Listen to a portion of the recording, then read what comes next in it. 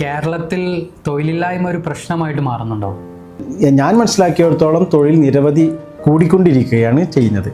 അതേപോലെ തന്നെയാണ് നമ്മൾ വൈറ്റ് കോളർ ജോബുകൾ അന്വേഷിച്ചിട്ട് തൊഴിലിൽ കണ്ടെത്താൻ നമുക്ക് പറ്റാതാകുകയാണ് ചെയ്യുന്നത്. ഒരു പരിധിവരെ പറഞ്ഞാൽ നല്ല മടിയന്മാരായതുകൊണ്ടാണ് കേരളത്തിൽ തൊഴിൽ സാധ്യത ഇല്ല എന്ന് പറയുന്നത്. ഇന്നത്തെ ഒരു സമയം വെച്ച് നോക്കുകയാണെങ്കിൽ ഇപ്പോൾ എലിജിബിലിറ്റിയേക്കാൾ അപ്പുറത്തേക്കാണ് സാധ്യതകൾ വന്നുകൊണ്ടിരിക്കുന്നത്.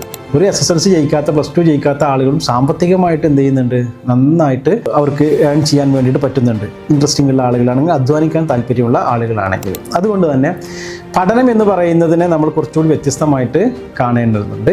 പഠിക്കാൻ ഇൻട്രസ്റ്റിംഗ് ഉള്ള ആളുകൾ മാത്രം പഠിച്ചാൽ മതി. അല്ലാത്തവരെന്ത് ചെയ്യണം, വല്ല ബിസിനസ്സിലേക്കും ഇറങ്ങേണ്ട സമയം അതിക്രമിച്ചിരിക്കുന്നു.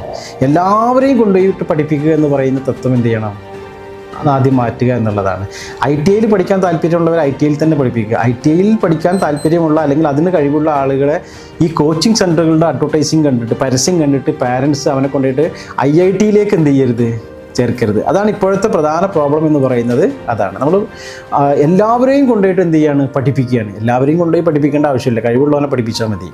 അപ്പോൾ ഒരു മിഡിൽ ലെവലിൽ അല്ലെങ്കിൽ ഒരു ഡൗൺ ആയിട്ടൊക്കെ ഇങ്ങനെ പഠിച്ചു പോകുന്ന ഒരു കുട്ടിയെ സംബന്ധിച്ചിടത്തോളം അവൻ്റെ പാരൻസിന് ഭയങ്കരമായ മോഹം ഉണ്ടായി. അല്ലെങ്കിൽ ചിലപ്പോൾ അവനും ചിലപ്പോൾ എന്ത് ചെയ്യും, അവൻ്റെ കഴിവ് മനസ്സിലാക്കിയിട്ടൊന്നുമല്ല അയാളും കോച്ചിങ്ങിനൊക്കെ പോകുന്നത്.